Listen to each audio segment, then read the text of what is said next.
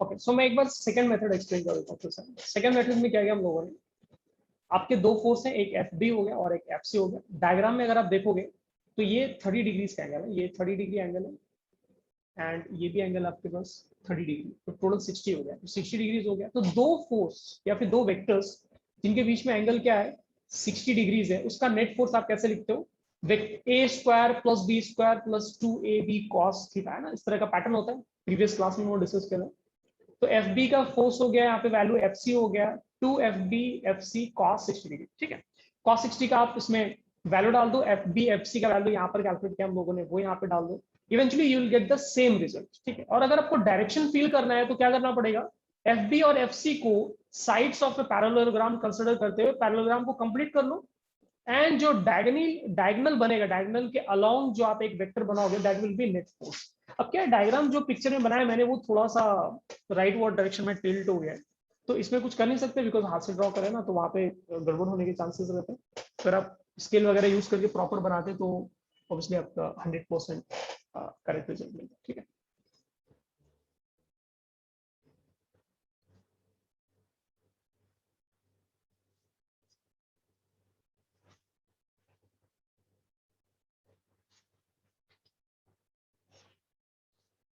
So I guess सबने note कर लिया ना, आगे बढ़ते हैं हम लोग, let's jump to next problem.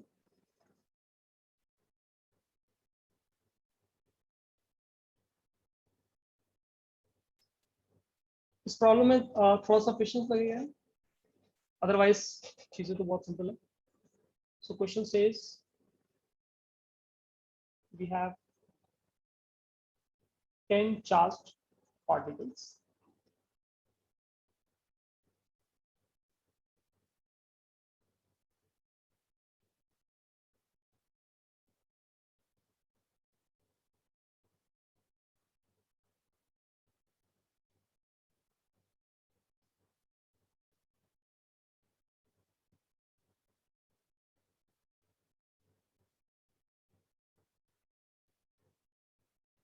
Diagram क्या आपको ही बनाना है, बिकॉज हर क्वेश्चन में डायग्राम गिवन नहीं होता है, and that is why I right language for each and every question, ठीक है, क्योंकि एग्जाम में बहुत बार आपको डायग्राम्स नहीं मिलेंगे।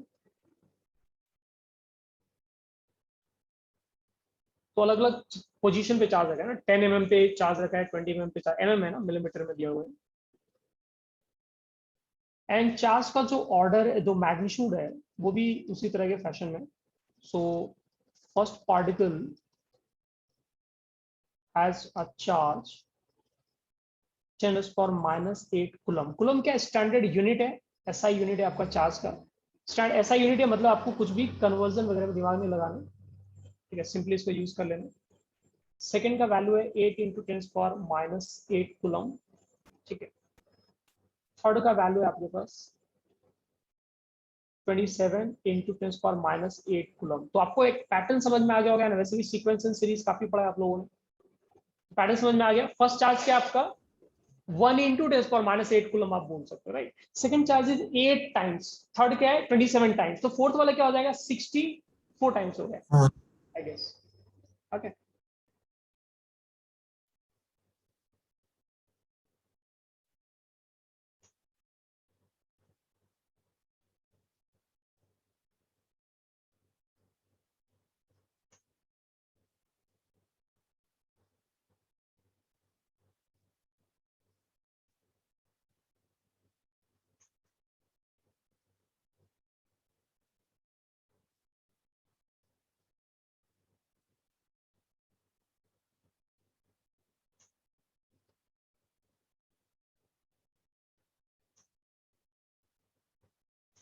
सो आई गेस क्वेश्चन क्लियर है ना।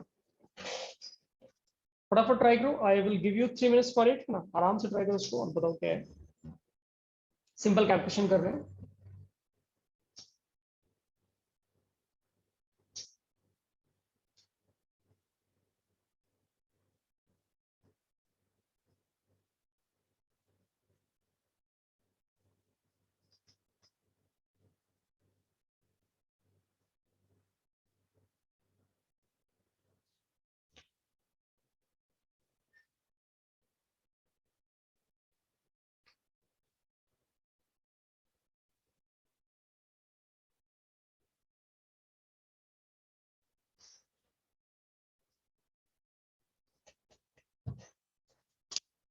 ट्राई करो, बताओ क्या रिजल्ट आएगा। होप क्वेश्चन मैंने करेक्ट लिखा। 10 20 30 100 mm, this seems fine. Charge पर यस, करेक्ट, सही है ना। के का वैल्यू क्या है, मैंने प्रीवियस क्लास में बताया था। के का वैल्यू जो कुलम्स लॉ में कांस्टेंट होता है, इसका वैल्यू आपको ले लेना है 9 इंटू 10⁻⁹ है। Maybe I will write it somewhere.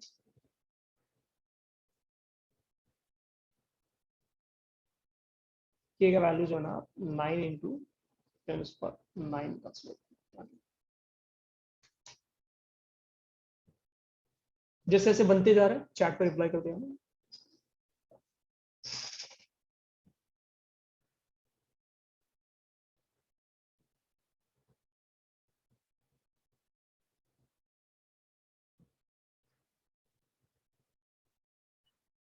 एक छोटा सा डायग्राम बना लो, देन ओरिजिन पे जो चार्ज है 1 कूलम का, जिसके ऊपर force due to all charges में देखना है, उस पे वेक्टर्स बनाओ एंड देन ऐड कर दो सारे फोर्सेस को।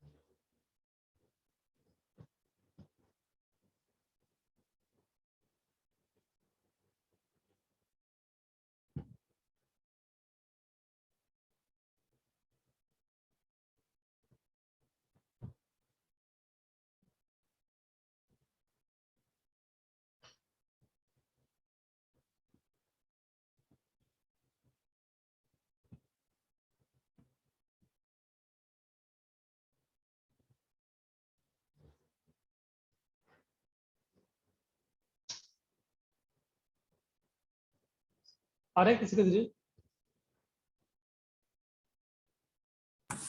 सर एक मिनट।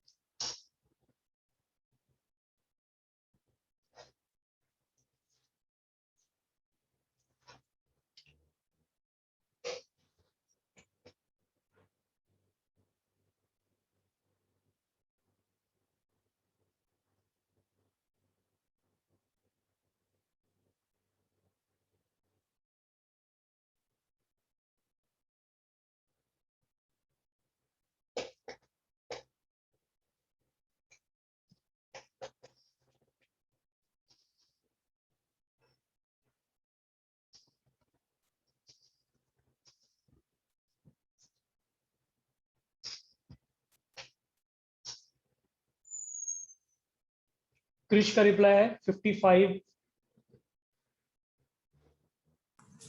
के का वैल्यू हम लोग क्यों नहीं यूज करें? के का वैल्यू यूज कर लो उसमें, आई थिंक ओके करेक्ट है, बट हाँ एनीवेज करेक्ट है, बट स्टिल मल्टीप्लाई कर दो, बिकॉज देखो क्या है, मेंस और एडवांस में ना कहीं कहीं पर हमें कैलकुलेशन करने पड़ेंगे, और स्पेशली 12th में कुछ चैप्टर्स हैं जिसमें आपको थोड़ा थोड़ा सा कैलकुलेशन तो करना पड़ेगा। So we can't really skip it, थोड़ा थोड़ा कैलकुलेशन करते हैं, थोड़े थोड़े कैलकुलेशन की हमें आदत डालनी पड़ेगी।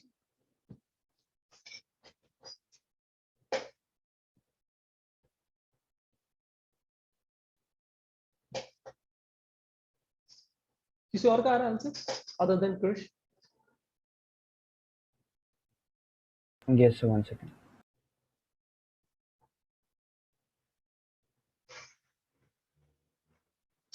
मेरे प्रीवियस बैच में भी एक क्रिश क्रिश बाफना नाम का बच्चा है, एंड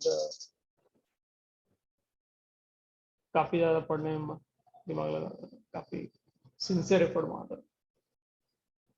अनंत का रिजल्ट है 495 इंटू 10⁻³ यहाँ पर जो आंसर है उसमें मतलब 495 का फिगर तो मैच कर रहा है, बट पावर में हो सकता है कहीं पर गड़बड़ हो गया। स्टैंडर्ड यूनिट्स में आंसर निकालना, किसी का है आंसर 4.95 इंटू 10⁻⁷, मेक सेंस, ये करेक्ट है। 340 भाजित का आंसर 346.5, आई थिंक कैलकुलेशन में तुमने कहीं मिस्टेक कर दिया ना, ऐड करने में कहीं पर कुछ गड़बड़ हो गया और बाकी एक बार चेक कर लो। आई गेस कहीं पर मिस्टेक हुआ ना। अदर किड्स, बाकी लोग ओके फाइन। सो ट्राई करके देखते हैं, लेट्स सी क्या अप्रोच यूज करना है और कैलकुलेशन में क्या दिमाग लगाना है, ठीक है। और क्या देखो, कैलकुलेशन ये आप हमेशा मान के चला करो, फाइनल कैलकुलेशन क्या है ना, थोड़ा एंड में जाके करते हैं, जब आपको पैटर्न थोड़ा क्लियर हो जाए ना, तब आप जाके फाइनल कैलकुलेशन क्या करो ना, पहले कैलकुलेशन करने के बाद ना पूरा सोल्यूशन करते रहोगे। आधे टाइम बैठ के फिर हम लोग यही सोच रहे होते हैं कि इसमें कुछ पैटर्न अब मिलने के चांसेस है भी या नहीं, ठीक है। सो डोंट डू दैट, है ना, ये नहीं करना होता है। सो ऐसा एक डायग्राम बना लेते हैं सुंदर सा, और यहाँ पर जो चार्ज जिसमें हमें इंटरेस्ट है एक्चुअली वो यहाँ पर है, ठीक है। और ये 1 कूलम, एंड बिकॉज ये 1 कूलम का है, हमारा कैलकुलेशन काफी इजी हो जाएगा, दिमाग में लगाना पड़ेगा। अदर चार्जेस जो है आपके, जैसे ये यहाँ पर एक चार्ज प्लेस्ड है, इसका वैल्यू है 10⁻⁸ कूलम, ठीक है। सेकेंड चार्ज 20 मिलीमीटर पे है ना, 20 मिलीमीटर पे, और उसका वैल्यू 8 इंटू 10⁻⁸ कूलम, ठीक है। थर्ड चार्ज अगेन 10 मिलीमीटर के गैप पर है और इसका वैल्यू है 27। तो पैटर्न क्या है, क्वेश्चन है आपको खुद से ढूंढने के लिए दिया है, और सीक्वेंस सीरीज में आपने पढ़ा होगा, अगर फर्स्ट 3 टर्म्स के आपको पैटर्न पता है तो आप फोर्थ वाला लिख सकते हो। तो फोर्थ वाला मुझे लिखना पड़ेगा 64 इंटू 10⁻⁸ कूलम। यहाँ पर मैं मेंशन करना भूल गया, हो सकता है कुछ बच्चों ने ये भी दिमाग लगाया कि कहीं इन्फिनिटी तक जा रहे, नहीं इन्फिनिटी तक नहीं जा रहे, सिर्फ 10 चार्जेस हमने प्लेस किए, ठीक है। और वो क्वेश्चन में बोल रखा ऑलरेडी क्लियर है। 64 हो गया। नेक्स्ट वाला क्या हो जाएगा, सो नेक्स्ट वाला will become 81, right. So this will become 81 into 10⁻⁸ coulomb, है ना। नेक्स्ट ये हो गया आपका। और डिस्टेंस की बात कर लेते हैं, तो डिस्टेंस में ये आपका हो गया 10 mm, ठीक है। ये हो गया आपका 20 mm, और इसी तरह से डिस्टेंस आपको बढ़ाते जाना है। डायग्राम में देखो क्या है, थोड़ी थोड़ी इन्फॉर्मेशन लिखा करो, है ना, नहीं तो बाद में बहुत गंदा कट जाएगा, एंड बाद में आप समझ भी नहीं पाओगे कि मैं कहना क्या चाह रहा था ना। डायग्राम आपको हमेशा बनाना होता है, कितनी बार भी आपको फील हो कि ये तो repetitive information, this is something that was already there in question, but ये आप समझा करो, है ना, दिस इज एनालिटिकल स्किल, और ये आपको लर्न करना है, because most of the jobs में you will see analytical skill काफी यूजफुल होता है, ठीक है। And that is the reason most of the non core engineering companies will hire from top notch engineering colleges, ठीक है, बी इट IIT, NIT और any other college, ठीक है। सो दैट्स द रीजन, है, they are looking for people who know and to analyze anything ना। तो आपको ये डायग्राम, फ्री बॉडी डायग्राम बनाओ, डायग्राम पिक्चर्स बनाओ, वेक्टर्स बनाओ, सब शो किया करो, ठीक। अच्छा हमें फोर्सेस देख लेते हैं। इसको चार्ज नंबर 1 बोल देते हैं, charge number 2, charge number 3, charge number 4, charge number 5 and so on so fourth, right. Total 10 charge हमारे पास। तो ये जो फोर्सेस लगाएंगे वो किधर फोर्स लगाएंगे, तो 1 वाला जो चार्ज है, बिकॉज वो पॉजिटिव चार्ज है, इसको इधर धक्का देगा। 2 वाला जो चार्ज है वो भी इसको इधर धक्का देगा, थर्ड वाला चार्ज भी इधर धक्का देगा। सब लोग मिलके क्या है ना, 1 कूलम चार्ज को लेफ्ट की डायरेक्शन में पुश कर रहे हैं ना। डायरेक्शन इज वेरी इंपॉर्टेंट, तो हो सकता है हमें डायरेक्शन भी लिखना पड़े। अब तो क्या है, हमें ये पता चल गया कि सारे फोर्सेस एक ही डायरेक्शन में, सारे चार्जेस का जो इफेक्ट है सब लेफ्ट ओवर डायरेक्शन में लग रहा है। तो हमें सिर्फ मैग्नीट्यूड निकालना है, डायरेक्शन अपने माइंड में पहले से क्लियर है कि हम लोग -i कैप उसमें डाल देंगे, that's it. So will write net force, ये इसको प्रिंसिपल ऑफ सुपरपोजिशन भी बोलते हैं, फॉर्मल वे में हम लोग उसको लिखेंगे बाद में, बट उसका सिंपल मीनिंग ये होता है कि किसी भी चार्ज पे आपको फोर्स देखना है due to all the charges, सारे चार्जेस का आप इंडिविजुअल फोर्स क्या लगेगा वो सारा आप ऐड करो, सिंपल लॉजिक है, कोई इसमें फालतू चीज नहीं। सो F1 फोर्स 1 का वैल्यू क्या हो जाएगा, तो 1 कूलम है आपके पास एक चार्ज, मैं यूनिट्स नहीं लिख रहा हूँ, सबको स्टैंडर्ड में कन्वर्ट करके डायरेक्ट लिख रहा हूँ। तो 1 कूलम चार्ज हो गया, एंड सेकंड चार्ज इज 10⁻⁸, ठीक है।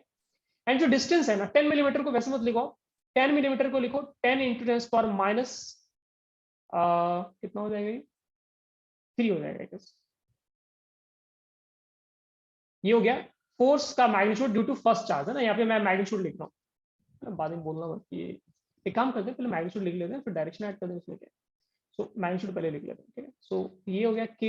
सेकंड में अगेन फर्स्ट वाला चार्ज तो वही 1 कूलम का है, मेरा मतलब जो टेस्ट चार्ज है जिसको हम लोग नेट फोर्स देख रहे हैं, एंड चार्ज नंबर 2 का वैल्यू 8 इंटू 10⁻⁸, ठीक है। And you need to divide it bye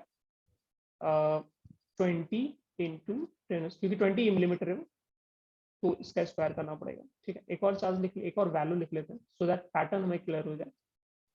So we'll write 27 into 10⁻⁸ divide by 30 into 10⁻³ का स्क्वायर। ठीक है, देखो इसमें जो चीजें कॉमन है ना वो आप बाहर निकाल दो। तो क्या क्या कॉमन है? के कॉमन, 10⁻8 भी कॉमन।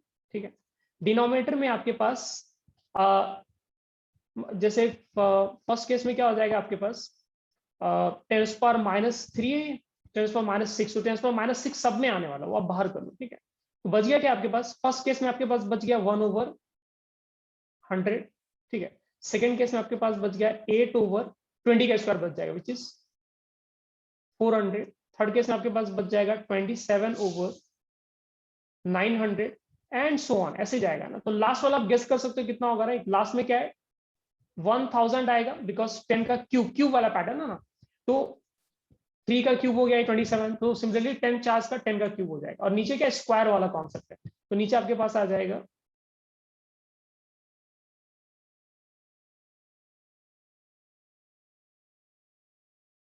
ये वैल्यू हो जाएगा। ठीक है, यहां से देखो कितना आ गया ये, क्यू हो गया यहाँ से 10⁻²। डिनोमिनेटर में से अगेन आप चीजें निकाल सकते हो बाहर, 100 आप बाहर निकाल सकते हो, तो 100 आप बाहर निकाल लो। तो यूल हैव 1 प्लस 8 की जगह आपको 2 लिखना है यहाँ पर, 27 की जगह ये 3 हो जाएगा। इसी तरह से लास्ट वाला जो आएगा वो आपका 10 आ जाएगा। ठीक है, तो ये वैल्यूज हमारे पास आ गया। सम ऑफ नेचुरल नंबर्स, तो ये देख लो कितना आ जाएगा। सम ऑफ नेचुरल नंबर्स होता है n इंटू n प्लस 1/2 को कॉन्सेप्ट लगाते हो ना, तो 10 इंटू 10 प्लस 1/2। ठीक है, सो इवेंचुअली रिजल्ट जो आएगा आपका this will be 55। So we can simply write 55 into 10⁻⁴ k, या तो आप ऐसे लिख लो, या फिर के का वैल्यू जो होता है ना 9 इंटू 10⁹ होता है। ठीक है, वो वैल्यू आप डाल दो इसमें और मल्टीप्लाई करके लिख लो। 9 इंटू 10⁹ है, उसको मल्टीप्लाई कर लो, तो ये आ जाएगा आपका 4.95 इंटू 10⁻⁷। ठीक है, and point to be noted, standard सारे वैल्यूज हमने स्टैंडर्ड में यूज किए हैं। तो बाय डिफॉल्ट जो यहाँ पर हमारे पास आंसर आएगा वो स्टैंडर्ड होगा फोर्स का। ठीक है, तो फोर्स का स्टैंडर्ड यूनिट जो है दैट इज न्यूटन, तो न्यूटन में आंसर होगा। अब क्योंकि हम लोग वेक्टर लिख रहे थे तो हर जगह क्या वेक्टर ऐड कर देते हैं, डायरेक्शन ऐड कर देते हैं।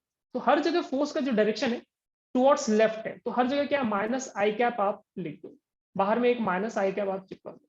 ठीक है, सो -i कैप हो जाएगा यहाँ पर,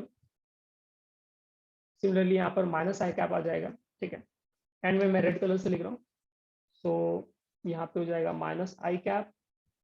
सो नेट फोर्स का डायरेक्शन क्या है? टुवर्ड्स लेफ्ट है ना। ओरिजिन पे जो चार्ज रखा है उस पर नेट फोर्स कितना लग रहा है? 4.95 इंटू 10⁻⁷, और डायरेक्शन उसका आपका नेगेटिव एक्स एक्सिस के अलॉन्ग। ठीक है, किसी को इसमें कोई दिक्कत है तो बताओ और फटाफट नोट करो ना।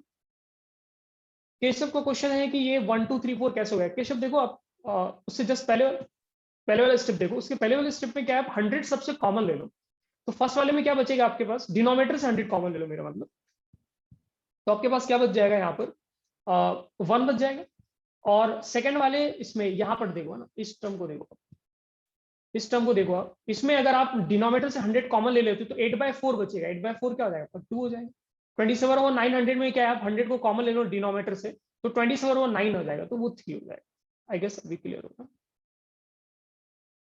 फास्ट नोट करो किड्स इसको एंड लेट मी नो कुछ थॉट्स अगर इस पे कुछ शेयर करना है तो, otherwise will move on to next problem once all of you have noted it.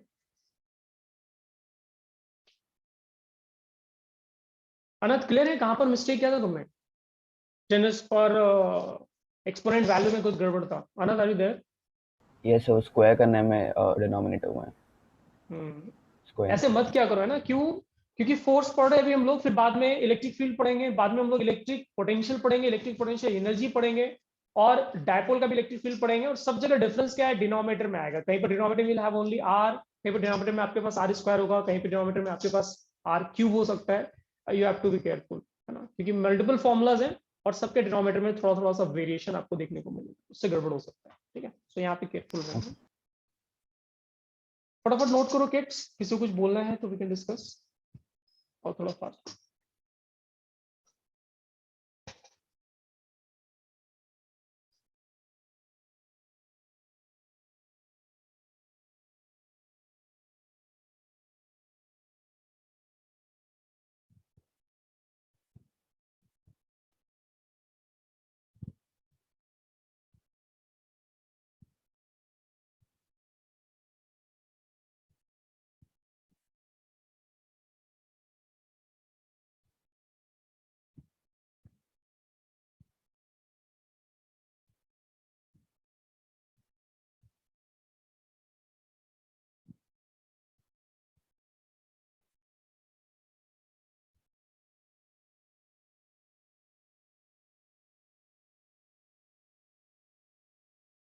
आप लोगों ने अगर नोट कर लिया तो फटाफट चैट पे मैसेज कर दो ना, ताकि मुझे पता चल जाए कि हम लोग आगे बढ़ेंगे। Will do more problem.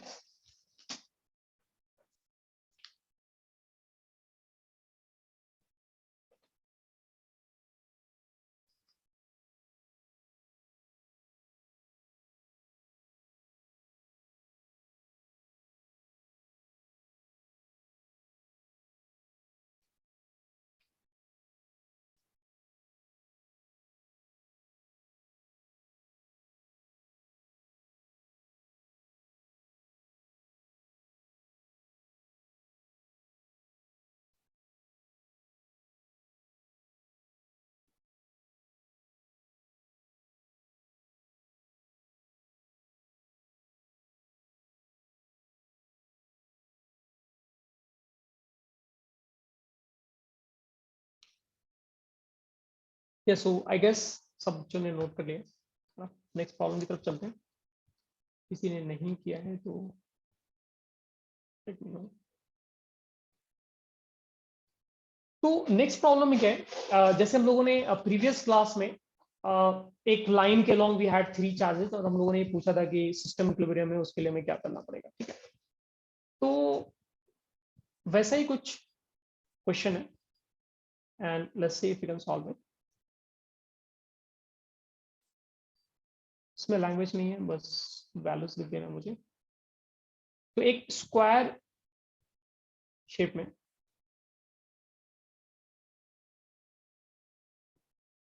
आपके पास चार्जेस है, यहाँ पर चार्ज है,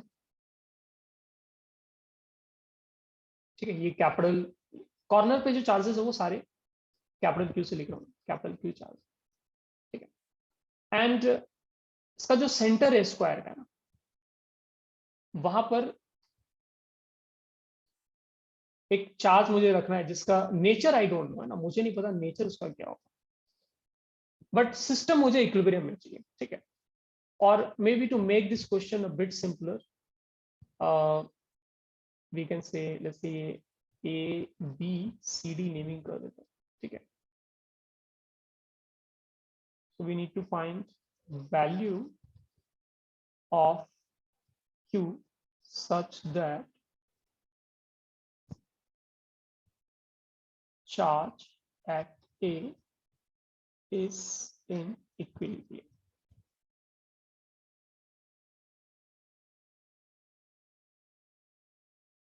ठीक है, ये आपको फाइंड करना है, ट्राई करो सब लोग।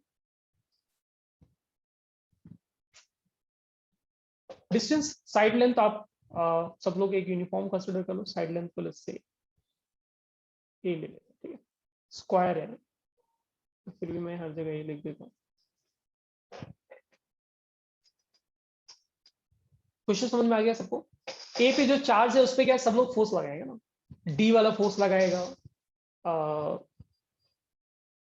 बी चार्ज भी फोर्स लगाएगा, सी चार्ज भी फोर्स लगाएगा। हमें फिगर आउट करना है कि हमारे पास स्मॉल क्यू का वैल्यू कितना होना चाहिए कि नेट फोर्स जो है वो ए पर 0 हो। नेट फोर्स 0 होने का मतलब है कि फोर्स अलोंग एक्स एक्सिस भी 0 होना चाहिए, फोर्स अलोंग वाई एक्सिस भी 0 होना चाहिए, and that way it will be easier for you to solve, है ना। आप एक्स एक्सिस और वाई एक्सिस के अलोंग करके क्या आपको थोड़ा इजी पड़ेगा सॉल्व करना। ट्राई करो, let's see if you guys can crack it.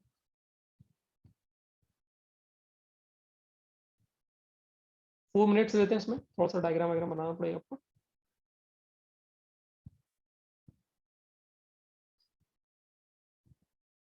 Geometry based problems काफी सारे आते हैं मेंस और एडवांस में भी, and in other exams as well.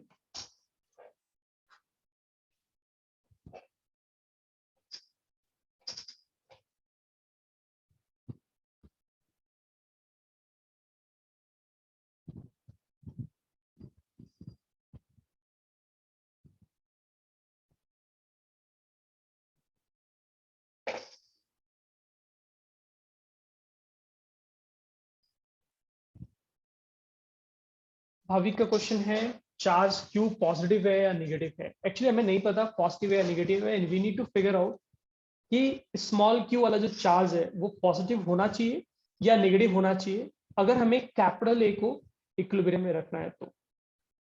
And ऐसा क्वेश्चन हम लोगों ने प्रीवियस क्लास में किया था जहां पर हमें अपने कॉमन सेंस को यूज करके डिसाइड करना पड़ा कि वो है या नहीं, पॉजिटिव या फिर नेगेटिव ना।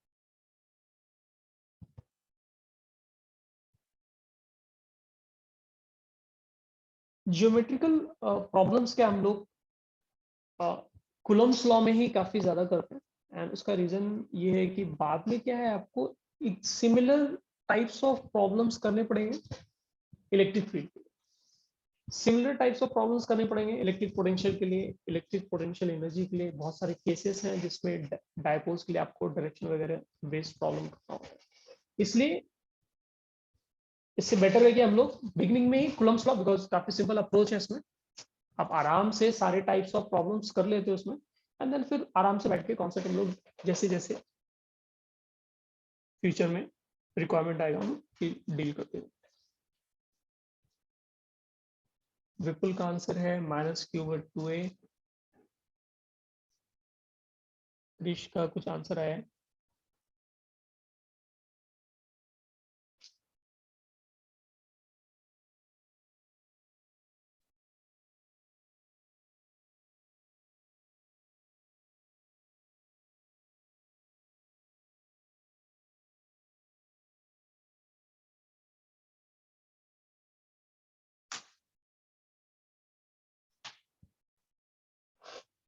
टाइम अप हो गया है, जिसका भी रिजल्ट आया बताते जाओ।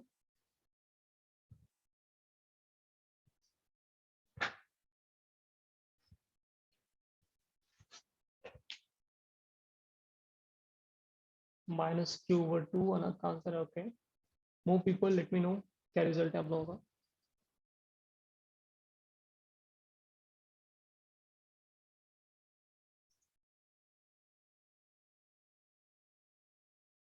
देखो आंसर मुझे भी नहीं पता है, वो तो सॉल्व करने के बाद ही पता चलेगा। एक काम करते हैं, एक बार इसको ढंग से देख लेते हैं कि कैसे सॉल्व करना है, ठीक है। तो बच्चे का आंसर है, केशव का आंसर है। Okay, so let me try now. अब क्या करो, सारे फोर्सेस जो ए पर लगाने वाले बी सी एंड डी, उनका डायरेक्शन आप देखो, ठीक है। तो बी फोर्स जो है डायरेक्टली अपवर्ड डायरेक्शन में फोर्स लगाएगा इस तरह से, एफ बी लिख दिया हमने, ठीक है। डायग्राम क्लियर होना चाहिए, बड़ा होना चाहिए और डिटेल उसमें आपको रखना पड़ेगा, अदरवाइज फिर नहीं मिलता है। डी यानी डी फॉर दिल्ली, ये फोर्स लगाएगा हॉरिजॉन्टल डायरेक्शन में, राइटवर्ड डायरेक्शन, एफ डी लिख देंगे। एंड सी ए को पुश करेगा along diagonal away from A, मेरा मतलब है away from A, away from C also, इस तरह से, इस डायरेक्शन में, ठीक है। ये हो गया आपका एफ सी का वैल्यू।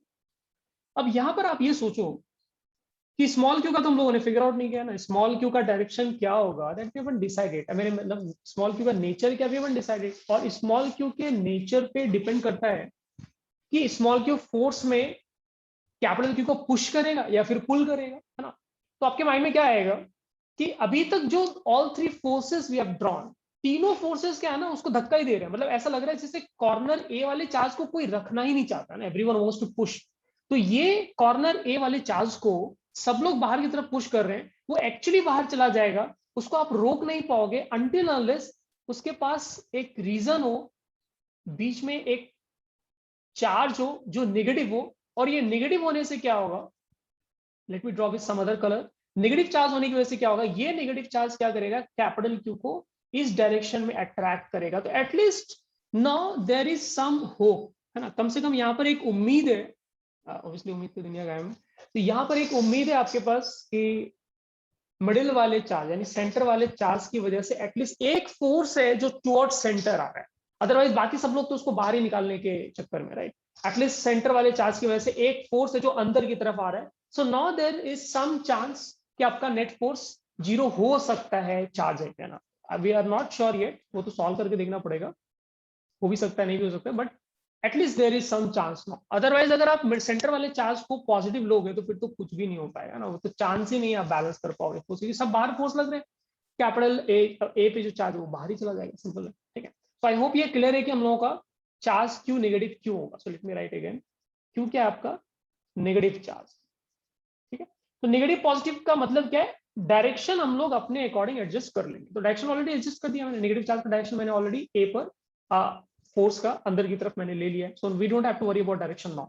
अभी हमें ये देखना है कि आपको नेट फोर्स किसी भी एक्सिस के अलोंग एक्स एक्सिस जीरो कर लो, अलोंग वाई एक्सिस जीरो कर लो। अगर यहाँ पे थोड़ा देखोगे डिजाइन सिमेट्रिक डिजाइन है, अगर एक्स एक्सिस के अलोंग में फोर्स जीरो कर पाता हूँ तो वाई एक्सिस के अलोंग भी फोर्स जीरो ही आएगा। I don't have to worry about it, okay.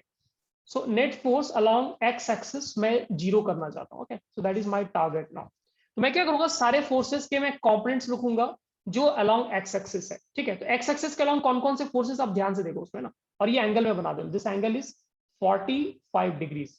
और सेंटर वाले चार्ज को क्या लिखे हैं ना, इसको क्या लिख दें, सिर्फ एफ लिख देते हैं, और तो ऑप्शन है हमारे पास ना। तो ए पे चार्ज पे जो फोर्स लग रहा है एक्स एक्सिस के अलोंग, एक तो एफ डी हो गया आपका, ठीक है।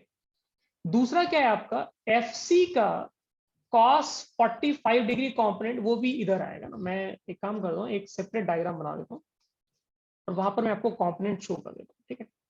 ये एफ सी हो गया आपके पास, एफ डी हो गया, एफ बी हो गया, और इधर हो गया एफ, ठीक है। अब मैं कंपोनेंट शो कर रहा हूँ। तो एफ सी का एक कंपोनेंट इधर आएगा which will be F C cos 45 degree, ठीक है। एफ बी का कोई भी कंपोनेंट हॉरिजॉन्टल नहीं आएगा क्योंकि वो वर्टिकल फोर्स है। और ये एफ का इस डायरेक्शन में एक हॉरिजॉन्टल कंपोनेंट आएगा, that will be F cos 45 degree. क्यों 45 डिग्री, बिकॉज ये एंगल भी जो है ना आपके पास वो भी 45 डिग्रीज ही है, ठीक है। So it means basically three forces, we have three forces along x axis, है ना। तो एफ डी और एफ सी cos 45 किधर जा रहा है आपका, राइट वर्ड डायरेक्शन, और आपको नेट फोर्स जीरो करना है, राइट। तो ये दोनों का वैल्यू क्या है, लेफ्ट वाले फोर्स के इक्वल होना चाहिए, तभी तो नेट फोर्स जीरो होगा, क्योंकि डायरेक्शन तो अपोजिट है। एफ सी cos 45 और एफ डी का डायरेक्शन राइट वर्ड है, एफ cos 45 का लेफ्ट में है। तो आपको दोनों फोर्स क्या करना है, बैलेंस करना है, सो दैट नेट फोर्स क्या हो, अलोंग हॉरिजॉन्टल जीरो हो जाए। अब वैल्यूज लिख लो ना, एफ डी वाला जो फोर्स है वो डी और ए के चार्ज के बीच का है, तो इसका वैल्यू क्या लिखोगे आप, के कैपिटल क्यू डिवाइड बाय उनके बीच के डिस्टेंस का square which is a square, ठीक है। एफसी वाला जो चार्ज है वो डायगोनल के लॉन्ग है, तो उसका डिस्टेंस जो है ना √2a आएगा। तो ये आपको माइंड में रखना है, यहाँ पे मिस्टेक मत कर देना गलती से भी, ठीक है। चार्जेस तो वही रहेंगे क्यू, बट डिस्टेंस के आपको √2a का स्क्वायर लेना पड़ेगा।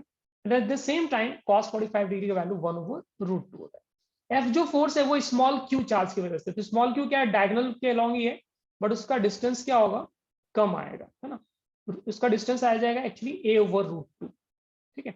ये जो डिस्टेंस होता है ना डायगोनल के लॉन्ग, जो ये डिस्टेंस होता है ये आपका √2a होता है, ठीक है। और अगर आप सिर्फ इतना सा डिस्टेंस ले रहे हो तो ये a/√2 डिस्टेंस हो जाएगा, ठीक है। This is point A and this is point C. I hope ये डिस्टेंस का पार्ट क्लियर है। ये लिख दिया आपने, और cos 45 डिग्री यहाँ पर भी 1/√2 होता है। तो यहाँ पर क्या करो, आपको थोड़ा सिंप्लिसिटी के लिए क्या करना पड़ेगा, हमें बस सिंप्लीफाई करना और कुछ बचा नहीं है। तो देखो k और एक कैपिटल क्यू और ओवर आर स्क्वायर, तो आप हर जगह से गैप कर दो, ठीक है। So k capital Q over a square, ये मैं हर जगह से उड़ा दे रहा हूँ।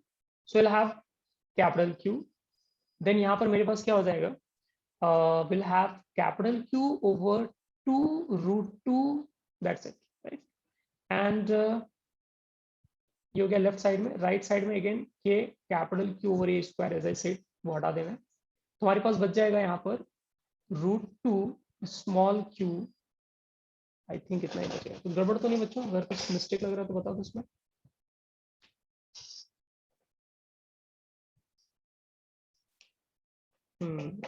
ठीक है, सही वैल्यूज लिखा हम लोगों ने। तो इस एक बार मीटिंग